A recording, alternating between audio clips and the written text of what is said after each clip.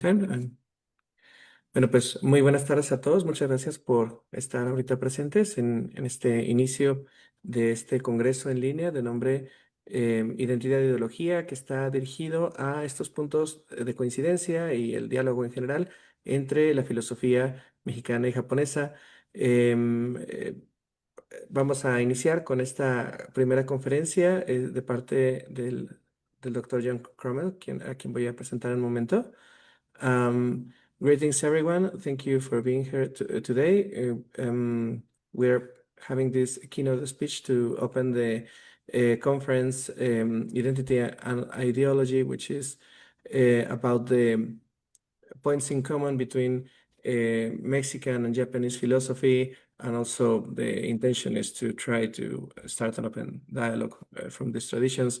I'm really happy to have you all here, and I'll introduce John in a second so we can hear his talk. Okay, I'll read a brief introduction about John, first in Spanish and then in English. Bueno, el doctor John W. M. Krummel es profesor asociado del Departamento de Estudios Religiosos en Hobart and William Smith College en Estados Unidos. Es especialista en fenomenología, con particular atención a Heidegger y en filosofía japonesa. Su trabajo abarca la Escuela de Kioto, la Escuela Budista y el diálogo filosófico intercultural. Cuenta con 2 doctorados, uno en filosofía por the New School of Social Research y uno en religión por Temple University. Es autor de Nishida Kitaro Chiasmatic Chorology, Place of Dialectic and Dialectic of Place, el cual es un estudio de referencia, me parece, sobre la ontología del lugar en Nishida. Asimismo, es editor de Contemporary Japanese Philosophy, a Reader, una antología fundamental del pensamiento japonés contemporáneo. Como traductor y editor, destaca su labor junto con Shigenori Nagamoto en Place and Dialectic, Two Essays by Nishida Kitaro, que ofrece por primera vez en inglés los ensayos Basho y Logic and Life, acompañados de una amplia introducción contextual. El profesor Krummel es además autor del artículo Kukai en la Stanford Encyclopedia of Philosophy, que es una contribución reconocida sobre el fundador del budismo Shingon para un público internacional especializado. Su investigación reciente aborda temas como la imaginación y tecnología en Miki Kiyoshi, la fenomenología radical de Rainer Schurman y vínculos conceptuales en Lask, Heidegger y Nishida. También participa activamente en redes académicas internacionales de filosofía japonesa y en labores editoriales vinculadas al Journal of Japanese Philosophy por Sony Press, además de desempeñarse como director de la International Association of Japanese Philosophy. Ahora lo voy a leer en inglés. John W. Krummel is Associate Professor in the Department of Religious Studies in Hobart and William Smith Colleges. He specializes in phenomenology with particular attention to Heidegger and Japanese philosophy, with research spanning the Kyoto School, Buddhist philosophy, and intercultural philosophy dialogue. He holds 2 doctorates, a PhD in philosophy from the New School of Social Research, and a PhD in religion from Temple University. He is the author of Nishida Kitaro, Chiasmatic Chorology, Place of Dialectic of Place. This is a landmark study on Nishida's ontology of place. He is also the editor of Contemporary Japanese Philosophy, a Reader, a foundational ontology of contemporary Japanese thought. A translator and editor, he is also noted, together with Shigenori Nagatomo, for Place and Dialectic, 2 essays by Nishida Kitaro, which presents for the first time in English the essays Basho and Logic of Place, accompanied by an extensive contextual introduction. Krummel is also the author of Kukai entry in the Stanford Encyclopedia of Philosophy, which is a recognized contribution that synthesized the thought of the founder of Shingon Buddhism for an international scholarly audience. His recent research includes work on imagination and technology in Miki Kiyoshi, the radical phenomenology of Rainer Schurman, and conceptual bridges between Lask, Heidegger, and Nishida. He also participates actively in international academic networks on Japanese philosophy and serves in editorial roles related to the Journal of Japanese Philosophy by Sony Press. In addition to holding a leadership role in the International Association for Japanese Philosophy. Well, thank you, John. Gracias. Buenas tardes. Thank you. Thank you to Javier Aranda for inviting me, and also thank you to the University of Guanajuato. So my talk is on Miki Kiyoshi. My translation of his Logic of Imagination was published a couple of years ago by Bloomsbury. So I'm here to talk about his philosophy of the imagination. And so for some of you who are not familiar with Miki, I'll just talk a little bit about who he was. He was a Japanese philosopher. He lived from 1897 to 1945. He belonged to the second generation of the Kyoto school of philosophy surrounding his mentor Nishida Kitaro at the University of Kyoto. And also, I should add that he spent time in Germany studying with Heidegger, a young Heidegger, in the early 1920s or mid 1920s, early 1920s. And then he spent time in France, where he worked on, among other things, essays on Pascal, which eventually was published as a book. And during the late 1920s, he was interested in Marx and Marxism, and he wrote essays on that, which were also collected and published as a book. And it was towards the latter period of his career in the 1930s that he developed his understanding of the imagination in this text that remained unfinished due to his arrest and death in prison at the end of the war. So, Kant's understanding of the imagination was an important influence on how Miki understands it in his Logic of Imagination. Miki takes the synthesis of imagination in Kant to imply the concrete formation of the world involving the production of intuitions and myths that shape our cultural environment, a production also involving technologies. The poesis of the world occurs through what he called the logic of imagination, or kosoryoku no rondi, which thus unfolds in the areas of muthos, nomos, and techne, and also in our experience, topics making up the chapters of the book. On this basis, Miki states, quote, "The reality of this world must be founded by means of the logic of imagination," unquote. Production or poesis for Miki is thus world forming, including the formation of meanings. It creates forms, which he calls literally form images, or Keizo, on the basis of the German Bild, meaning both form and image.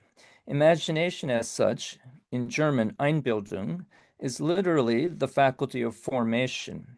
At the root of the will to create is thus the logic of imagination, not reason.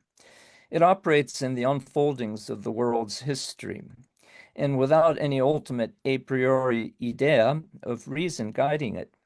Miki explains this formative process as involving the synthesis of pathos and logos. In the following, I will explicate what I take Miki to mean by this synthesis and its relation to the formation of the world and its transformations in history, involving Miki's novel notions of technology and nature. On the basis of these explications, I will develop the ontological implications of Miki's thought on imagination, including the relevance or significance for us today. Miki prefers the A edition, or the first edition of Kant's Kritik der reinen Vernunft, Critique of Pure Reason, over the B edition that puts forth apperception over imagination. This is evident in his last complete chapter on experience, where, in addition, Miki, similar to Heidegger's Kant reading, refers to Kant's anthropologie, to underscore imagination as the primordial root of the faculties. So here he's probably influenced by Heidegger's reading of Kant. Miki interprets Kant's faculties of sensibility and understanding in terms of pathos and logos. He says he was bothered after the 1932 publication of his philosophy of history by the issue of how the objective and the subjective, the rational and the irrational, the intellectual and the emotional can be connected. For Kant's first critique, what mediates between concept and intuition in their synthesis was that which is homogeneous with both, being both intellectual and sensuous, which is the transcendentale schema. But Miki, furthering Kant's idea, takes the synthesis to involve our somatic or bodily nature as bodies acting within the world. In his unfinished and unpublished work, Philosophical Anthropology, or Tetsugaku-teki Ningen-gaku, that he was working on before beginning the essays of Logic of Imagination, Miki explains his conception of anthropology, or Ningen-gaku, to be the attempt to deal with the human being in its entirety, without abstracting the human being from the body, unquote. Instead of reducing the human to mere consciousness or spirit, it grasps man as a somatic being, but neither is the body here reduced to mere matter as the material object of analysis. Instead, it is the lived or subjective body, shintai, enlivened by the mind, kokoro ni ikasareta, or bezielt in German. Miki calls this condition of embodiment pathos. It is that whereby being pathetique, we live the preconscious locus of instincts, drives, and impulses, colliding with things in their materiality through our body, preceding our rationalizations and conscious understanding, or logos. Yet the body as such, in turn, is social and historical, uniting us with others. And logos is this social historical aspect that orders and disciplines the materiality. On this basis, Miki understands the imagination's synthesis in Kant in terms of the formation of forms through the synthesis of pathos and logos. The alleged synthesis here, however, does not mean that they meet on a level plane as equals. In a reference to Schelling, Miki says, quote, "At the root of creation there is great pathos, while itself remaining indeterminate or undetermined. As pathos, it contains within itself an unbearable demand for determination," unquote, a hunger for being, der Hunger nach Wesen. Pathos, in itself formless, it cannot express itself externally without taking on the element of logos that gives it form. Logos is the formation of pathos, so that their synthesis is this formation of the formless. A reference also to his mentor, Nishida Kitaro. Nishida's idea of the formation of the formless in Miki is articulated in terms of the imparting of logos or intelligibility to what in its ground is irrational. Pathos for Miki then has to do with our embodied nature, with its impulses and sensitivity, while logos is what gives logical or intelligible expression to those impulses. Human action, in expressing our feelings, passions, or impulses, converts the formless into form as something external and persisting. In the unpublished Philosophical Anthropology, Miki mentions that pathos comes from pasco, meaning passion in the sense of reception. The body is the site of receptivity. If we look further into the Greek senses of these terms, pathos originally means incident or accident, or what one suffers or experiences. And logos means the word or that by which an inward thought is expressed. And the verb form related to pathos, paskein, means to suffer, be affected, receive an impression, while the verb form for logos, legein, means to gather, pick out, reckon up, count, and so on. Heidegger made much of this sense of gathering for legein behind logos. If pathos itself, in contrast to logos, is something to be suffered, or the suffering of something, preceding any conceptual or determinative grasp, irreducible to universal categories, in itself, it is the chaos that receives order. In its singular contingency, it resists, deflects the attempt to subsume it under an intelligible concept. The forms imagination constructs will thus be perpetually incomplete and broken, accounting for their motility that transform throughout history. In earlier works, Miki calls this chaos the dark, yami. And here, borrowing Nishida's terminology, he also calls it the nothing, mu.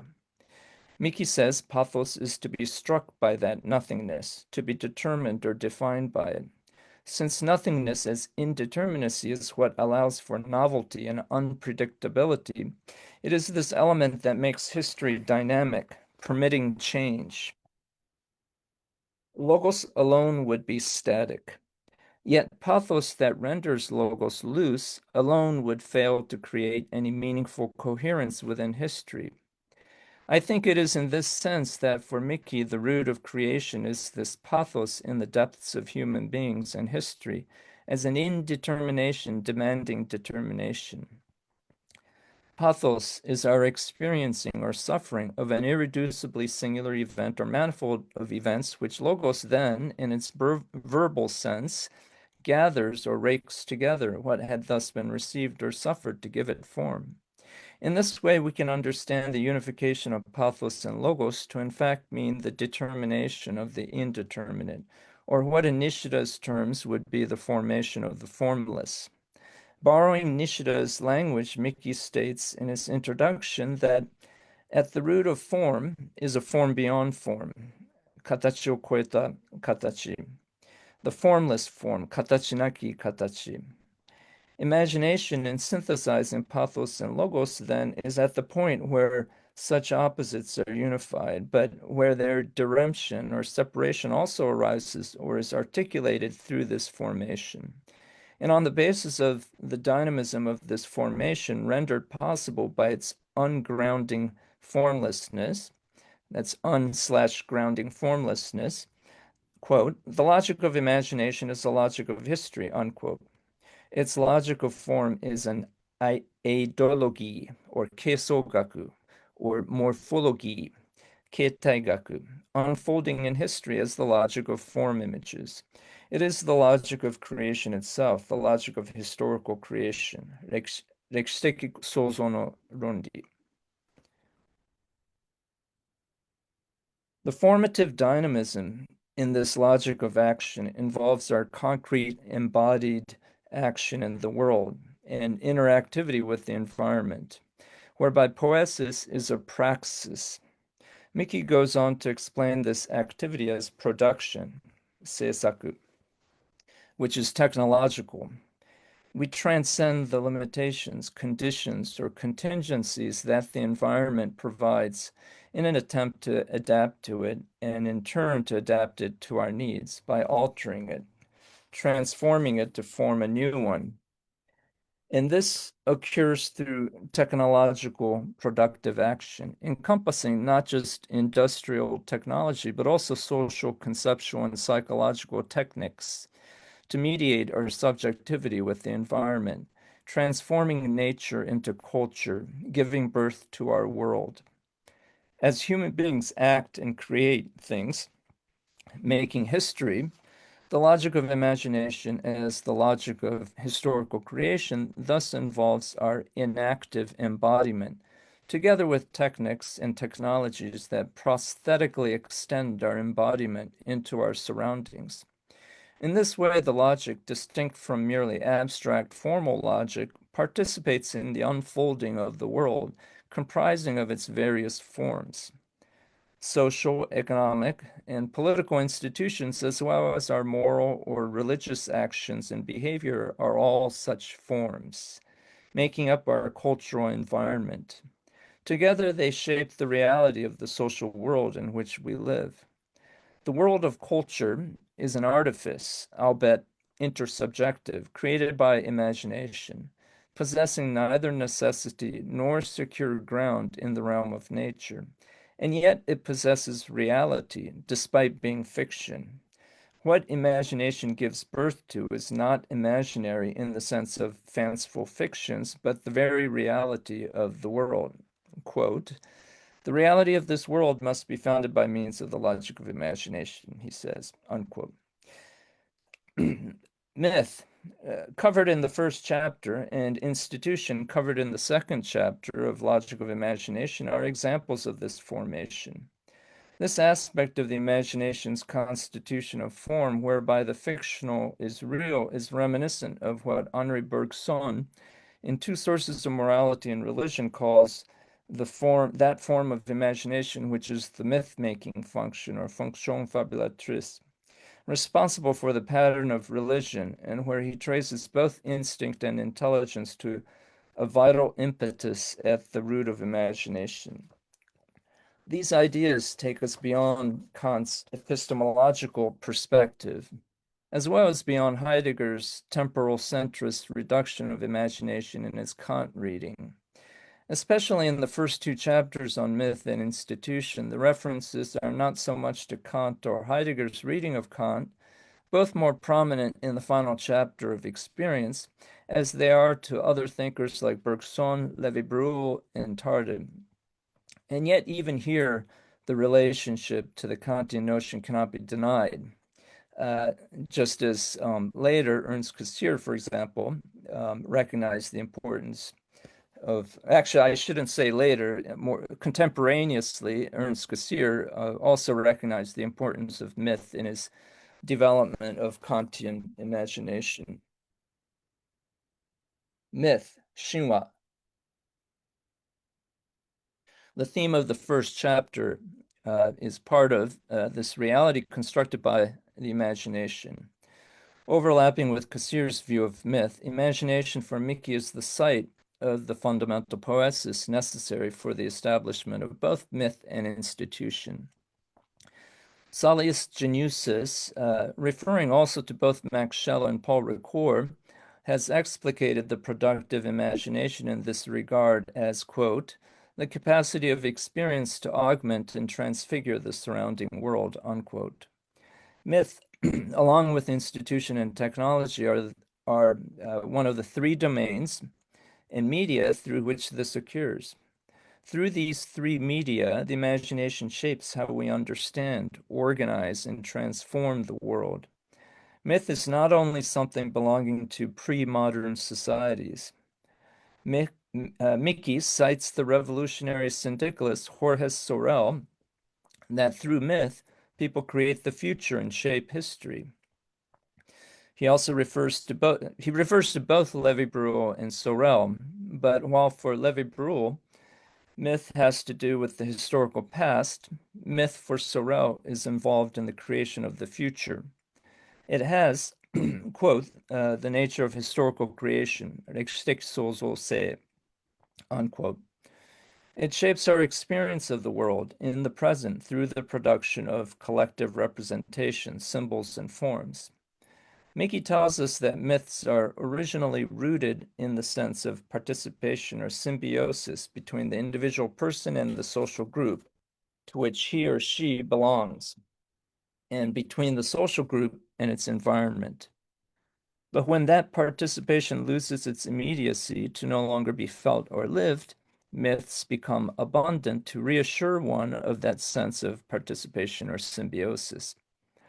Thus, what the nominative does on a micro level, myth as well as institutions do on a macro level, giving order and meaning to phenomena, erasing their singularities and flux. Myths are not merely fictions, but constitute real formations of our historical, social, cultural worlds. A prime example being the myth of the nation that Benedict Anderson, decades after Miki, will call imagined community. Every nation has its founding narrative, which are myths. But as Miki acknowledges, myths come and go. Today, for example, when older myths have lost their power to convince and institutions are losing their normative force and credibility, we see the proliferation of newer myths in competition through the internet and social media, vying to be the dominant social imaginary, in an attempt to reassure people of their membership in a community that they can count on.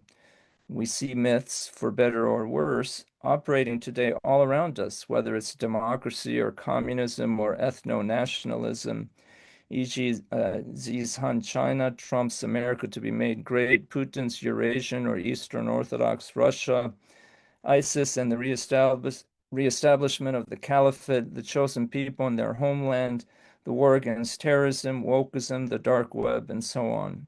Even the most pernicious of myths can move people into action, as we saw some years ago with the QAnon movement and related conspiracy theories, which led to the attempted insurrection at the Capitol in the US on January 6, 2021. Or as we periodically see within the US in conspiracy theory fueled mass shootings. Such myths today spread rapidly through technologies and media, especially through social media. They are attempts to realize the unrealized, to form the formless. Once such forms, at least the more viable ones, become stabilized, they become traditions, which then last for some time before fading out. Perhaps we cannot do without them, since they make life livable, and yet they can lead us astray. The proliferation of myths today and the increased speed in which they come and go, far beyond what Miki might have imagined, seem to be leading people to greater confusion and bewilderment. With the exhaustion of old norms, where will our imagination lead us next? Myths have always been a part of the human society. Miki reminds us that in ancient times, as well as among primitive peoples today, institutions, or seido, are expressed as myths. They are fictions set up as an institution. Institutions have their origin in myths, but, quote, irrationalism overlooks the fictional character of institutions and absolutizes it, unquote, by substantializing it or hypostatizing it. Through such fictions or fabrications, such as that of blood relations, human beings escape the world of fact to dwell in the nomos of institution, including language, customs, morals, law, art, and so on. The doctrine of the family state in Miki's time and place was such a fiction, an instituted myth. In Miki's time and place, the state functioned on the basis of the myth of the undying reign of the imperial family, Koshitsu, and its divine descent. This does not necessarily mean that Miki aligned himself with the Japanocentric doctrine of national polity or Kokutai, its myth of a national essence founded upon the creation stories of the native classics, Kojiki and Nihonshoki. Without pointing his critique directly to the family state doctrine, Miki raises Christianity as the paradigm of such inventions or instituted myths, especially Christ's words of the brotherhood of humanity, but without which there can be no morality. Even morality is rooted in the imagination, then. Kazumasa argues that behind this critique of the idea of the brotherhood of humanity, however, lies Miki's tacit critique of the analogous familial relationship of the Japanese state of his time and its subjects.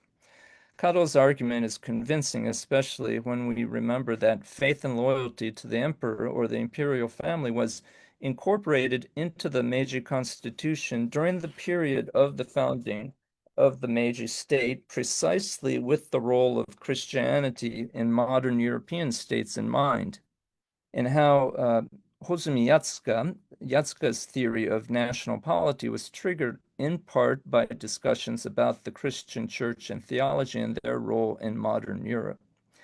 Today, even in secular states such as the United States, we can recognize tacit Christian symbols in the institutions of civil religion.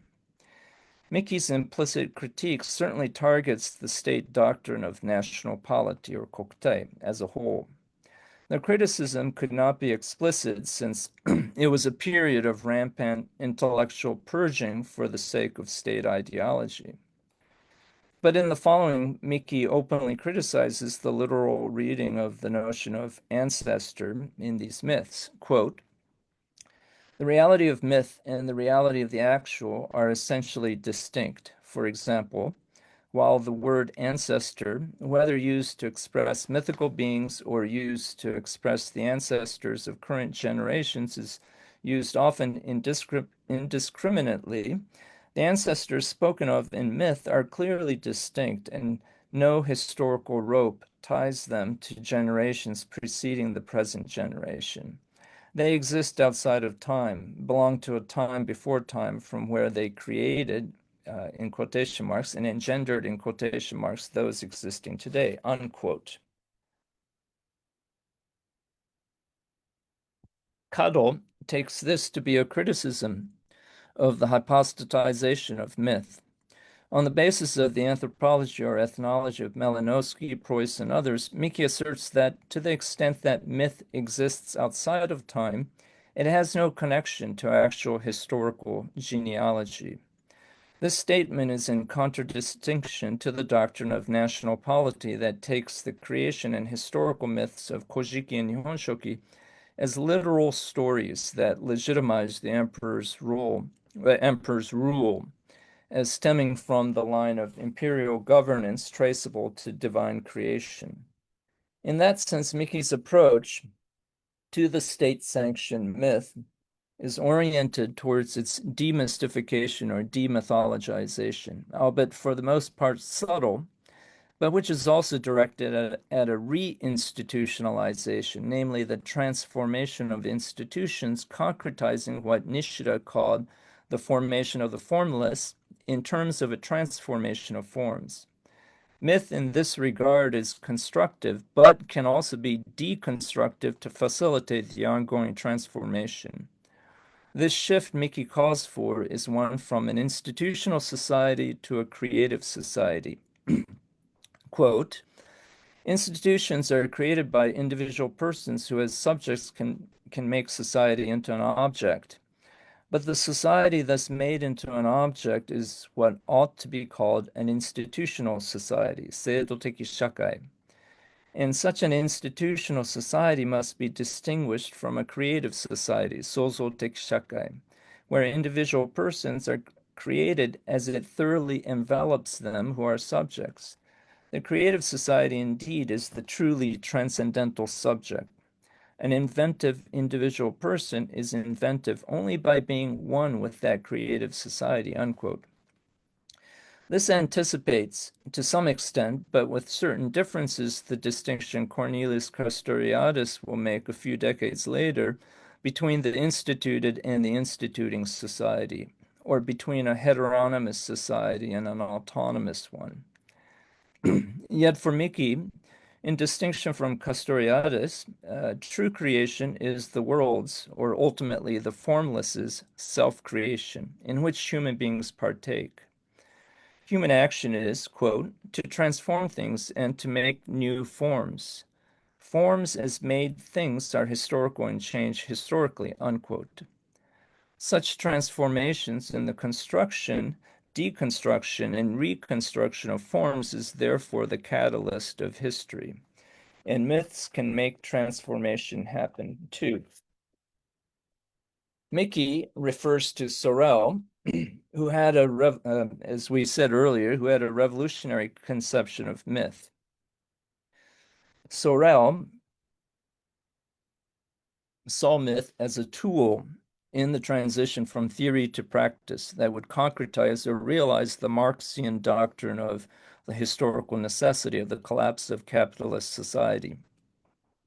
Miki is someone who had been interested in Marxist philosophy and still searching for a way to overcome capitalist modernity, therefore also appears to think of myth when referring to Sorel as itself a powerful force for overturning the degeneration or stratification of myths and institutions, a tool for system change. Coupled with technology, myth can be a powerful force. The power of myth can be traced to its emotive roots, but at the same time it can become rigidified as ideology. Miki implied in his earlier work that while logos may help to impose a certain order for the sake of equilibrium, pathos in our contingency to time and history is necessary if we want to bring about social change and loose and rigidified doxa. The indeterminacy and singularity of pathos can work to loosen the dogmatic reifications of logos. The reifications that, in his Marx readings, Miki had called ideology.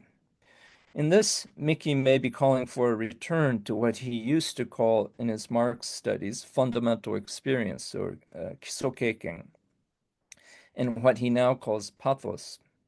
Heeding our fundamental experience of the raw singularity of concrete existence in the life world, whether in labor or in our interpersonal negotiations, can serve as a corrective to ideological dogmas, as well as to delusional myths.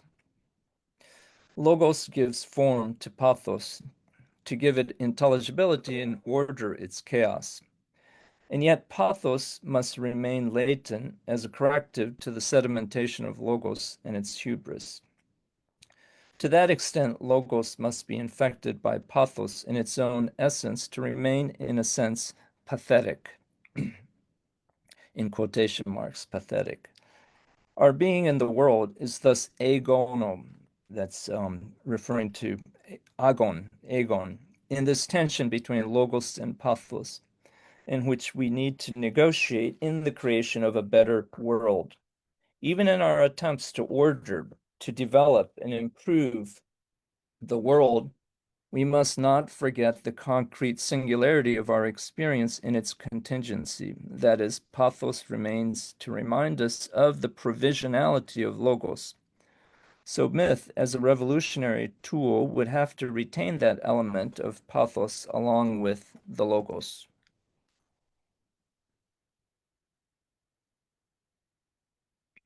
The transformation of forms through imagination as the faculty of formation, moving history, involves our embodied enactment. Namely, what Miki, borrowing Nishida's phrase, calls inactive intuition or koitek chokkan. For performance, we might add, is a kind of formation. And yet, with Nishida's conception in mind, Miki argued that Eastern logic, in quotations, even if it takes the standpoint of inactive intuition, tends to remain contemplative without stepping into practice. For Miki, Nishida's idea did not sufficiently take the significance of concrete action into consideration, so he wants to take Nishida's idea further.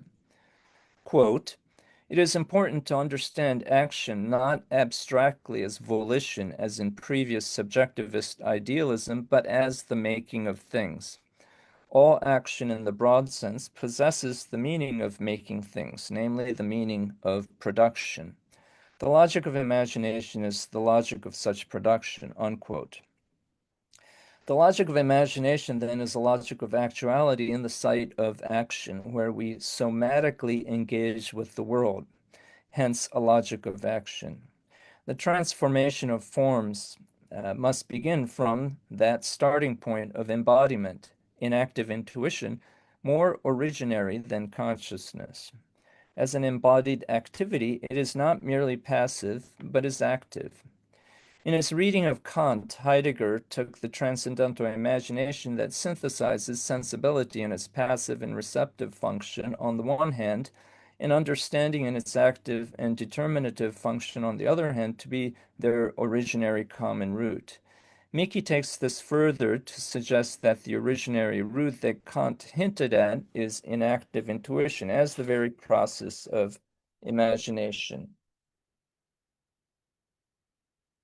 Yet, this action involving our praxis is nonetheless also an event, as a poesis.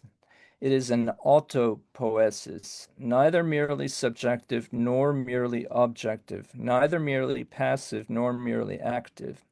Poesis as such is a formative event happening in the middle voice, reducible to neither opposite, an occurrence in which we partake, whereby we receive form images, information, while partaking in their production, formation.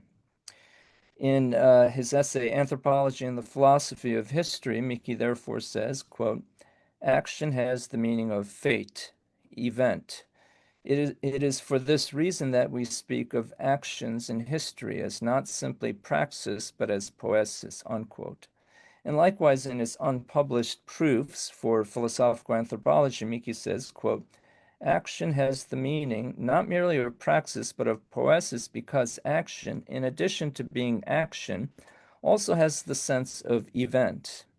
Put differently, at the same time that action or koi is thoroughly something that I do, nasumono, it has the sense of something that is thoroughly done to me, nasareru mono. Therefore, human action has an aspect of being defined by something other, tanomono, unquote. In this way, Miki has developed what Nishida had called the self-formation of the formless that moves from the made to the making, and of which we are but creative elements.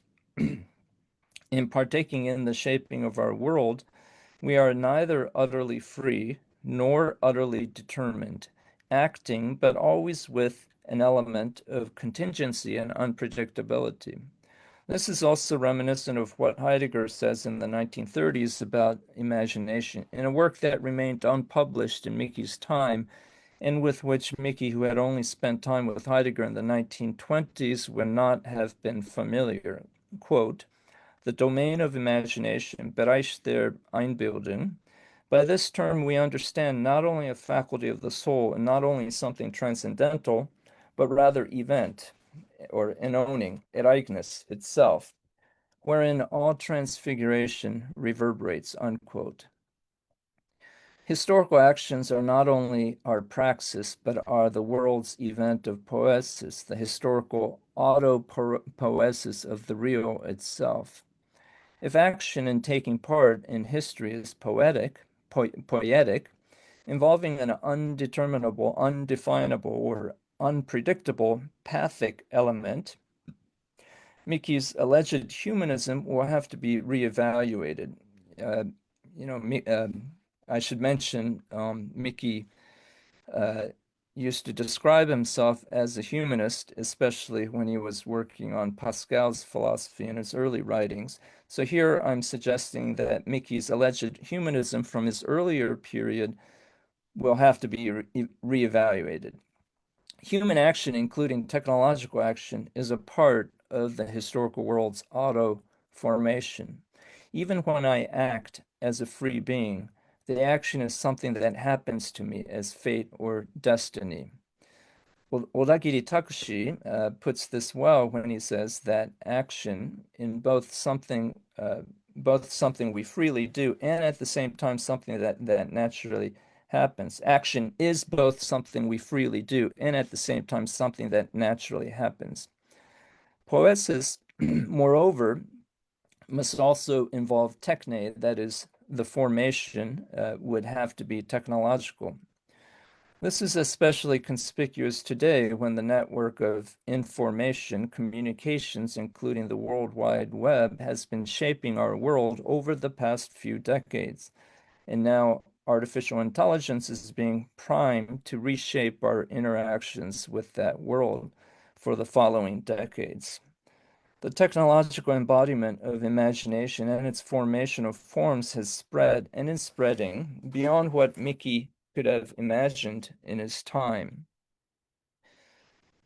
Technology thus shapes the world, especially as a tool of objectivation. It is a means of fixing fiction, even if mediated by fantasy, to make inventions externally possible. Quote, technology belongs to imagination. Technology in its essence is invention, and what we call the logic of invention is the logic of imagination. Invention means the discovery of form. Without the logic of form, and accordingly the logic of imagination, invention is inconceivable, unquote. Technology objectivates the creative function of imagination, but which can only fix habitual institutions, but which can not only fix habitual institutions, but also replace them with new institutions. Technology today, furthermore, is no longer simply the means mediating us to the world and adapting the environment to our needs. The ontological implications of Miki's logic of imagination seems to anticipate Bruno Latour's rejection of the strict dichotomization of nature and society. In its unfolding of the historical world, technology itself is now constituted as a milieu, a world, a technoculture, no longer distinguished from nature or the natural. With the internet, for example, as Bernard Stiegler had recently, or before his passing, commented, membership of a community is less and less a matter of geographic and ethnic order and more a matter of the technological order. The ever-expanding network of information and communication technologies is sublating the natural environment of what Watsuji Tetsuro called climate and land, Fudo. The new technological human will affiliate him or herself no longer with an ethnic group geographically situated and traditionally programmed, but with multiple networks and associations technologically facilitated. Previously established ethnic settings, Stiegler says, no longer exists, or at least one might more cautiously say they are ceasing to exist. We are embedded in this technologically informed world with its modern myths and institutions, and yet we are not merely passive, but can actively shape it. Miki's point, inheriting both Nishida's and Heidegger's philosophies of the livid world, is that we are caught in this tension between passivity and activity, in the autopoiesis of the formless into form. And this is all a part of nature, shizen, despite the artifice of human constructions. This then explains what at first seems remarkable in the later part of the logic of imagination, when Miki attributes not only imagination but technology to nature. Although we often associate technology with artifice, the technological with the artificial, Miki, in his philosophy of technology, had depicted how the technological nature of society is not cut off from the activity of life, but is essentially continuous with the natural environment and its social biological evolution among flora and fauna. Life is also furnished with technology and forming a system of environmental adaptation. Miki therefore writes in the Logic of Imagination that every activity of life is technological, and our bodies have been generated technologically as adaptations to the environment. Quote, what has life lives and evolves by adapting itself through technology and invention to the environment, unquote. Miki explains, quote, one fundamental concept for all technologies is the concept of form. Everything made by technology possesses a form, and the technological activity itself also is furnished with form. To the degree that we can see form, we can see technology. We can think of nature as technological because everything that has life becomes conceivable from where it has form, unquote. The transformation of forms is thus ongoing, whether natural or artificial. And transformation via technology is but the continuation of that endless historical process of movement from form to form. Quote, natural history and human history are thus united in the concept of transformation.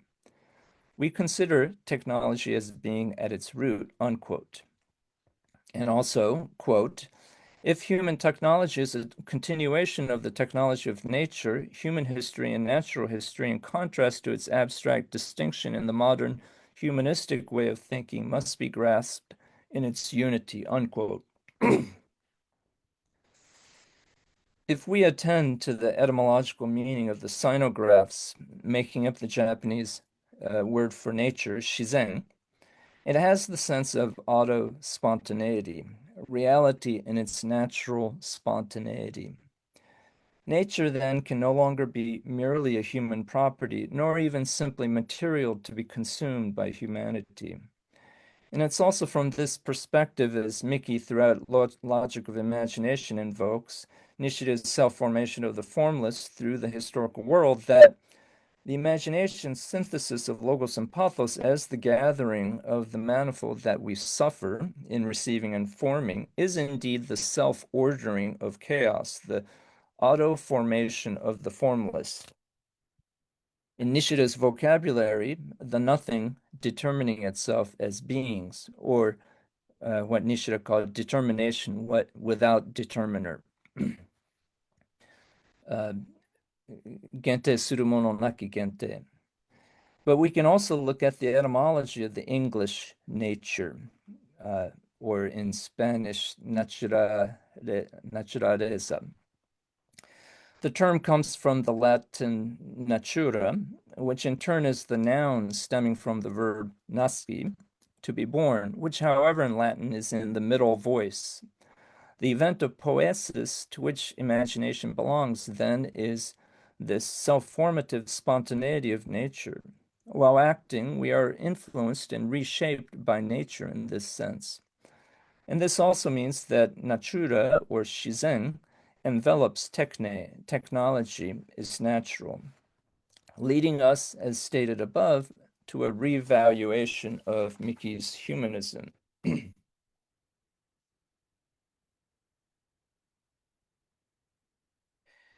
If imagination, along with technology, can be ascribed to nature as life itself, beyond merely human life, the unfolding of the world thus is no longer simply a property of humanity or human consciousness. And although anthropology has always been among Miki's concerns, Miki has abandoned, consciously or not, his earlier self-professed humanism. In fact, during the years when Miki began developing and writing chapters for his unpublished philosophical anthropology in 1933, he began using the term neo-humanism to differentiate it from traditional humanism in its accentuation of the historicity of human beings. Imagination as the root of the faculties, found in history and nature as the force constitutive of forms without nature itself, thus becomes lodged deeper than the human soul in nature. And if this implicit ontological ahumanism or neo-humanism replaces his earlier humanism, could we not also say that this auto-formation of nature, the historical world, is currently unfolding in what may be the beginnings of a technological transhumanism or posthumanism? But this also calls for an ethic, for the ontologic of imagination. It also anticipates what Andrew Feenberg will later call for in the 1990s, quote, a new kind of social criticism mixing cultural hermeneutics, sociology of technology, and ethical inquiry, unquote. More specifically, it is a call for humility in the face of that nature that encompasses technology and its transformations as the deeper imagination, tying artifice with nature, and in which human imagination is rooted. The consequent realization and heeding the pathos of our concrete experience would be to confine its products and results, the forms of imagination, myths, and institutions, to their provisional nature as regional, historical, and contextual. Thank you. That was my conclusion.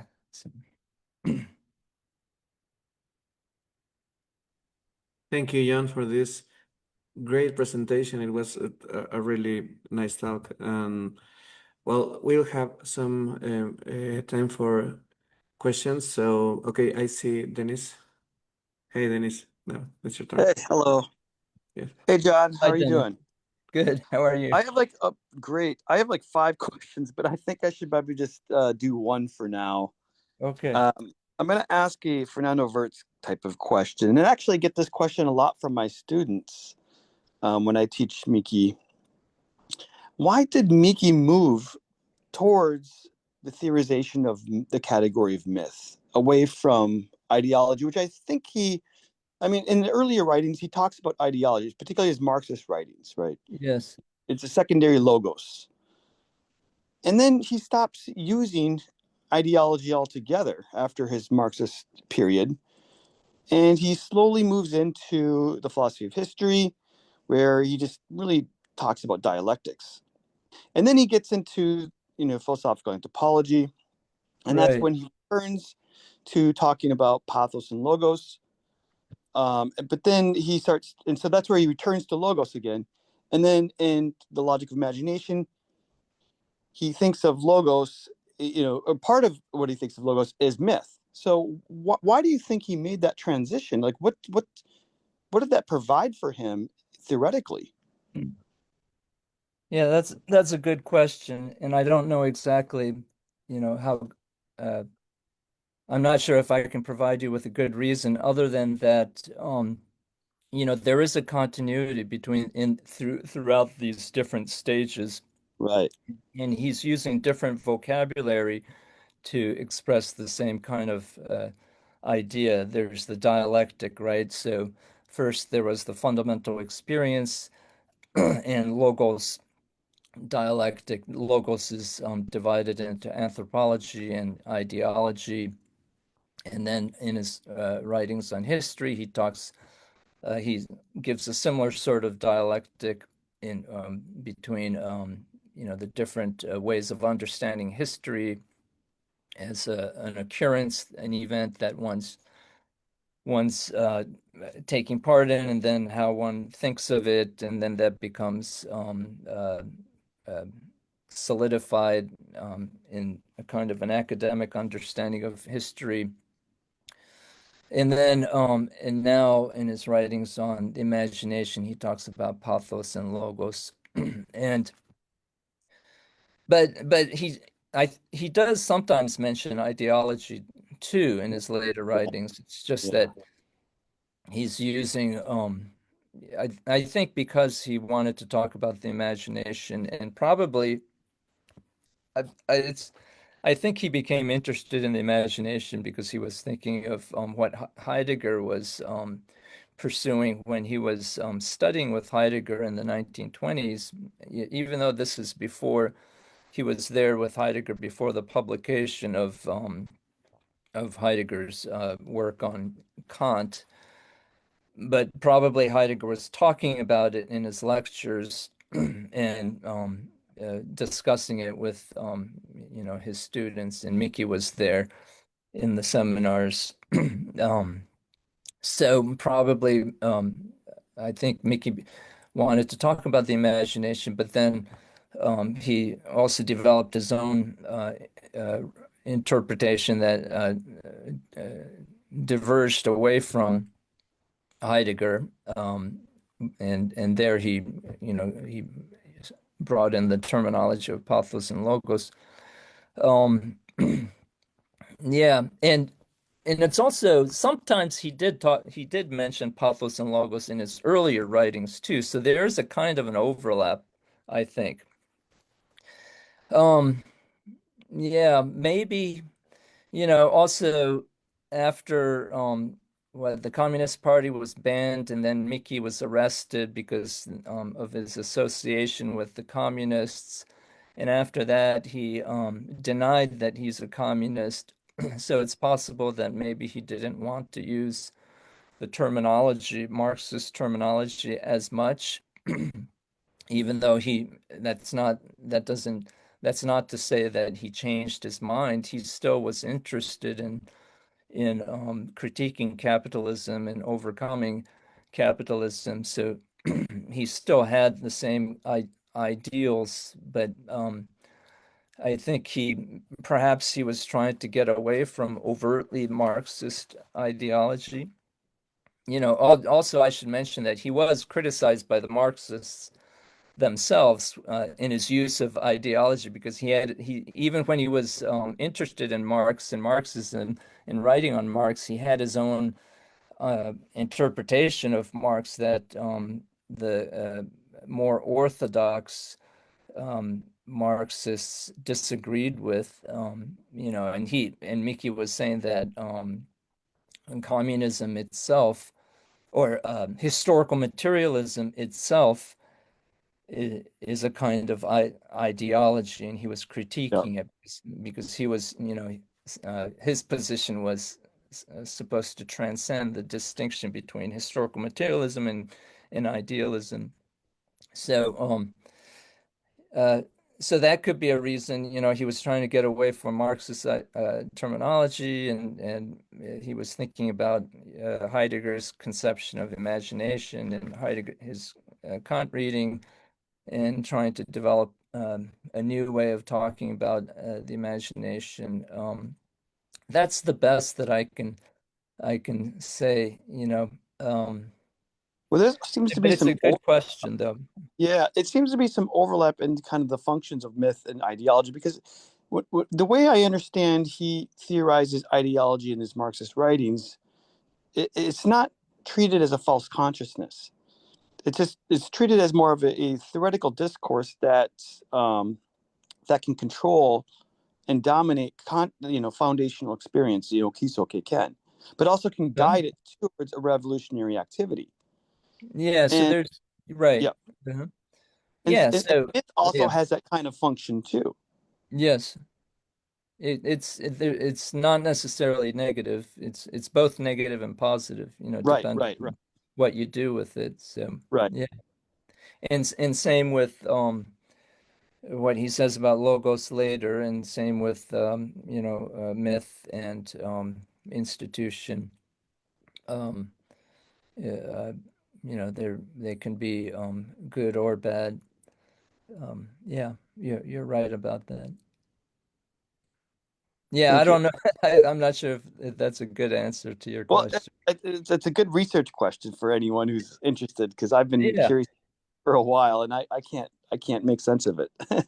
yeah, it is a good question for someone to pursue. Yeah, yeah, and it's a question that I might be thinking about. Yeah, thank you.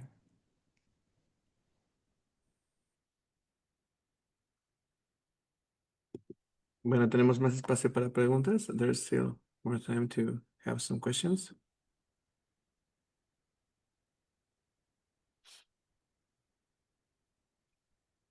Okay, I like to ask something Okay. in case there's no one else right now. I was thinking about this mention that you did about AI, and I was thinking about well, what's the ontological nature, if there is one, about the large language models, especially when one interacts with them, because the thing with the AI is that it kind of pretends to be a subject, like it tries to occupy that portion, to be a subject, to be someone to have Right. a dialogue to.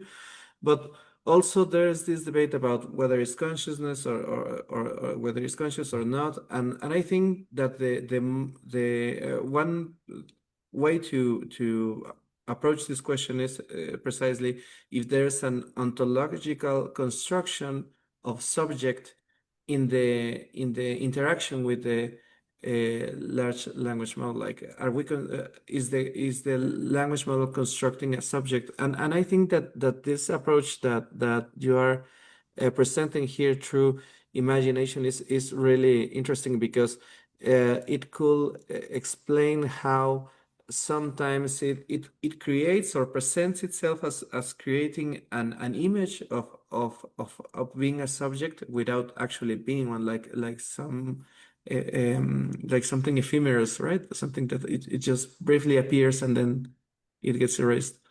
I don't Yeah. know what you think about this.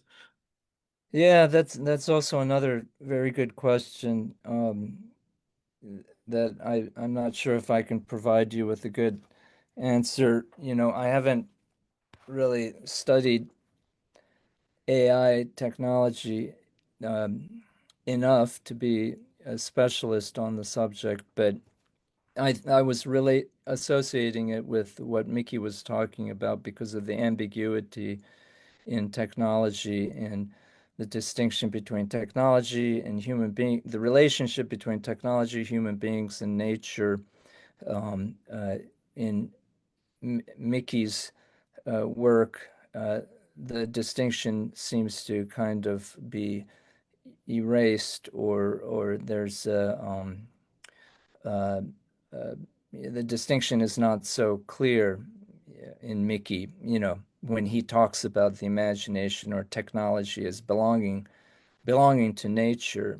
Nature is not just human nature, but nature itself. Although it seems like he was talking about life when he talked about nature, so biological life, and then some people theorize about how AI is an extension of life or the continuation of evolution of life. I don't know myself about that, whether I agree or disagree, but there are people who talk about artificial intelligence in that way, right? Or the possibility that this is the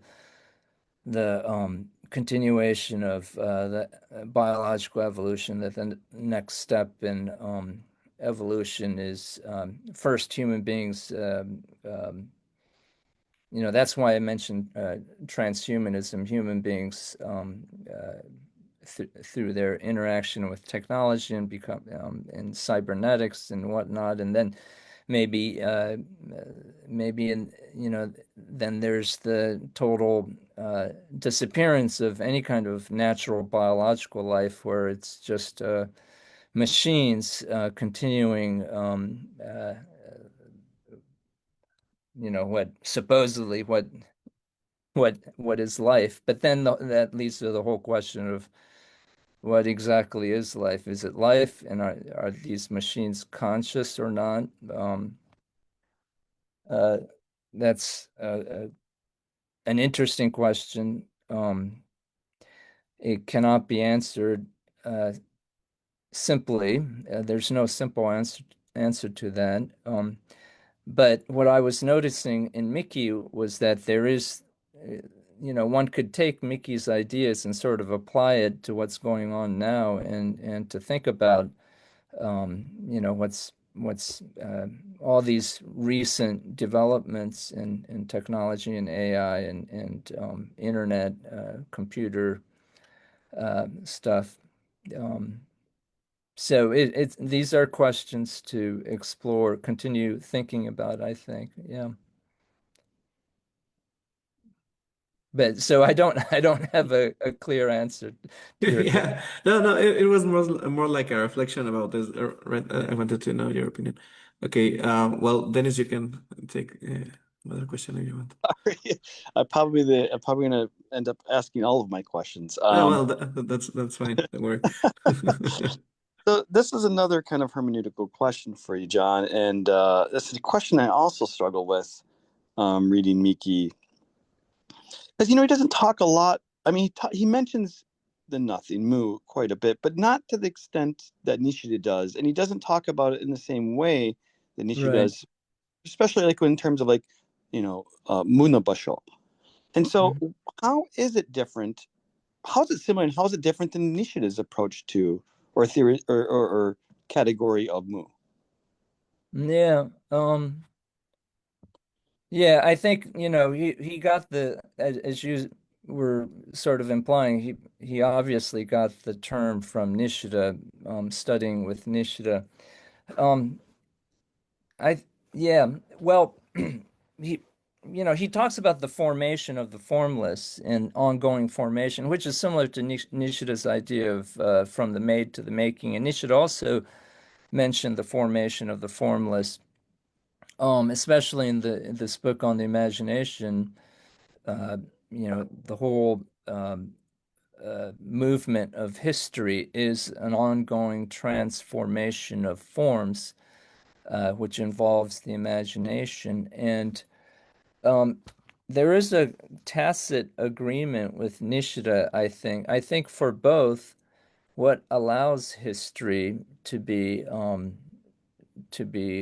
involve ongoing change, what makes change possible is what Nishida called nothing or mu, or what sometimes both Nishida and Miki called formlessness.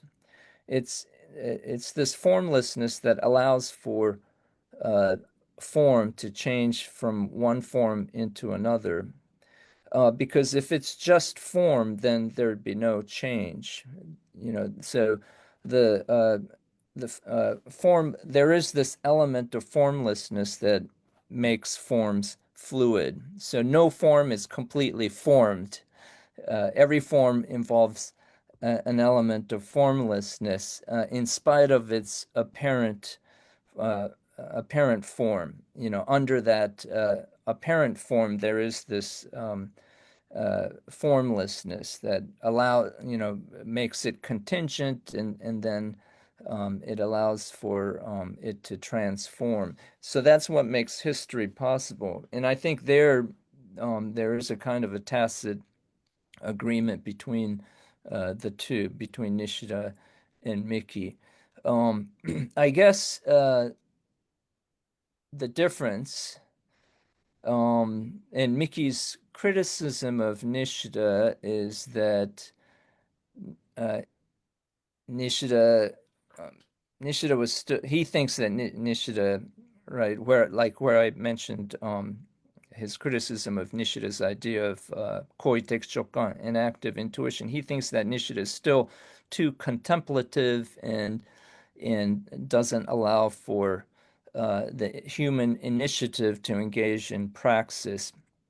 So that's his critique of Nishida. But then, on the other hand, he also allows for this ambiguity between activity and passivity. And when he talks about nature and how we're embedded in nature, that everything's happening in the middle, ultimately happening in the middle voice. So, like a Heideggerian event. So so he, depending on what passage you're looking at, um, sometimes he emphasizes that kind of passivity, that we're a part of this unfolding of the world, but other times he also emphasizes the this element of praxis, and he himself was interested in actual political praxis, right, throughout his whole life. And he was saying that that's what philosophers should do. Philosophers should not just talk about changing the world or creating a better world, but they should actually be involved in political action. So that's why in the 1920s he was involved in various activities with other leftists or radical leftists and communists. And then later in the 1930s, he became involved in the Showa Research Association, because he thought that he would be able to influence the government in a better direction, to kind of curtail or limit the military imperialism. So he's in his own life he does embody that ethos of engaging in political action, and probably from his perspective, because Nishida was already old, very old at that time, right? The best that Nishida could do was to agree with the requests from government officials to write articles on certain topics, and then Nishida also thought that he would be able to influence the government in a better way, but instead they took some of his writings and changed it a little, like that famous um, article. New World. Yeah, one of them, right? They that Tojo used the ideas from Yeah, that article. And principle of the New World Order, right? Yes. yeah, principle of the New World Order. And then Nishida Yeah. was really angry because he said, well, that's not what I meant. So, but yeah, Nishida was already really old at that time, whereas Miki was younger. He was, I think, still in his 30s, right? Because he died when he was around 19, when he was around 40, he died. So, um, he was more involved in actual groups, political groups, both during his communist and post-communist phases. Yeah. Yeah, it makes me think of that. Miki has it right, but also has it wrong against Nishida. So Nishida was talking about praxis, right? His Yeah. um, intuition is about praxis, except that it is a kind of religious praxis that moves into the social cultural and Hmm. perhaps. Whereas for Miki, praxis is inherently social political. Yeah. It's if it's lacking any sort of religious dimension. Although he claims to be a religious Right. person, right? He claims to be a very profound Pure Land Yes. Buddhist, but I don't know. It's he secularizes it, and so Yeah. I guess that's where Right. the department comes. Pardon me. No, I'm agreeing with you. Oh yeah, Yeah. Yeah. it seems to be Mickey's where the more department. Yeah. mhm. Go ahead. I finished my thought. Yeah. No, I was just agreeing with you. Yeah, Mickey's certainly more secular uh in his explication of inactive intuition. What's interesting is Mickey was more critical of Nishida in his earlier years, um, when all these other people were criticizing Nishida, like Tosaka and Tanabe, um, before Nishida started writing the political writings, people were criticizing him for being an idealist or not, or ignoring the world. And then in his later years, Miki, yeah, in the 1930s, Miki engages in some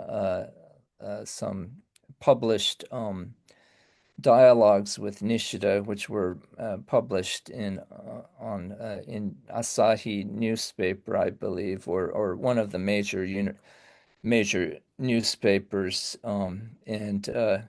and Miki admits also in the logic of imagination, he also admits that he's found his own thinking coming closer and closer to Nishida's thinking in his later years.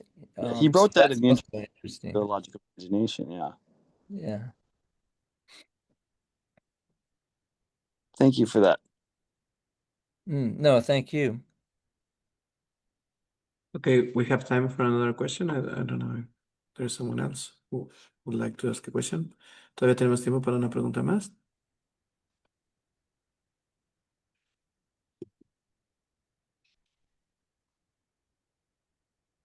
Tampoco veo comentarios en la página de Facebook. I don't see any comments on the Facebook stream also. So I think we can finish here. I could ask another question if we Oh, have well, time. if you want to, there's no problem. Don, We I have have 7 more minutes before the next. Yeah. I've written a lot on Miki, and I think a lot about Miki. So, and John's even, he's more of an expert than I am. So I always want to learn more about Miki. Um, I have like three more questions, but I'll just do one for now here. So when I think about Miki's dialectics, it seems almost like it appears as if history moves in an inevitable fashion, and many kind of readers of Hegel, not all Yeah. readers will read it that way, but many do, and I wonder, is that really how we should read Miki's dialectics? Is it one of just you know logical necessity, or is it historical necessity? Because for Miki, I think he would say it's historical necessity, but history is an expression of logic. Yeah. So, I mean, is there a way to read Miki's dialectics as less kind of not linear, but yeah, I guess that's the word I might have to use in this case. Yeah. What do you mean linear? I Just move. guess linear in the sense like there's inevitable. It's historical inevitability to, the movement of the logical movements of the dialectic. So do you mean predetermined, in the sense of Hegel or Aristotle, that there's already a predetermined telos? Yeah, yeah.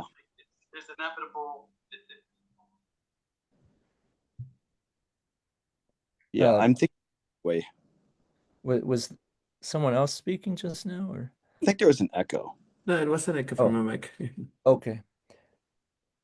So is that what you meant? A predetermined I telos? think I think so, yeah. Yeah. So, there I would disagree because of the formlessness. Uh, so You're right. in one sense, so he agrees with Nishida. He uses Nishida's phrase that we are creative elements of the creative world, so we're taking part in the unfolding of the creative world. So that sounds like we're in a sense that we're just part of this unfolding, and there's nothing we can do about it. But that doesn't necessarily mean that there's this predetermined telos or idea, in the sense of a certain reading of Hegel. Not everybody reads Hegel like that, but um, because there is this underlying formlessness or nothingness, right? So the future is not determined, um, and yet uh, history moves on from form to form, and all these, you know, due to various different factors. And then the question is, does that mean that we're not free?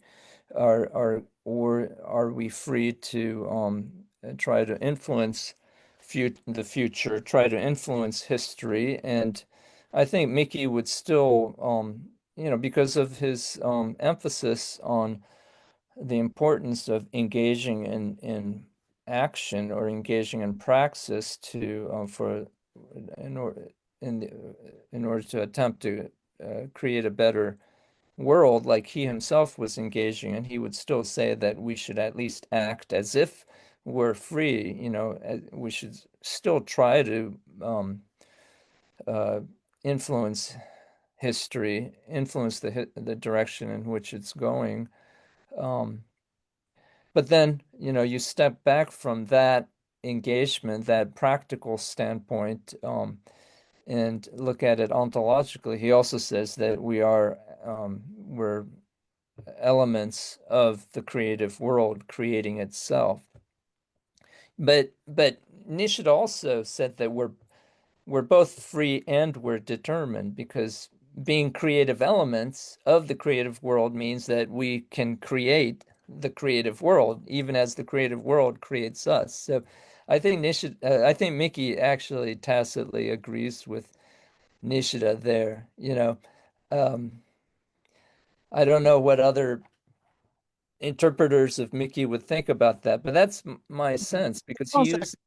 yeah, that sounds great. I've been thinking about this, and I feel like part of me wants to read him in a kind of um Aristotelian way, but I think you've convinced me here that yeah, he's more of a Nietzschean type of dialectic in that regard. Yeah, Yeah, yeah, that. yeah. He's definitely closer to Nishida than to Hegel.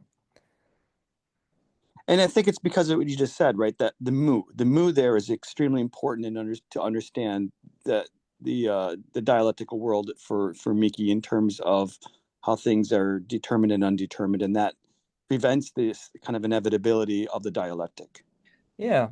And throughout his in his earlier writings too, even when he didn't necessarily use the word mu, he used other terms that were e- equivalent to mu, like yami, the dark, or fundamental experience is sort of an equivalent to mu, I think. Yeah. Great. Thank you. Yeah. Well, Thank you. then, thank you, Professor Krummel.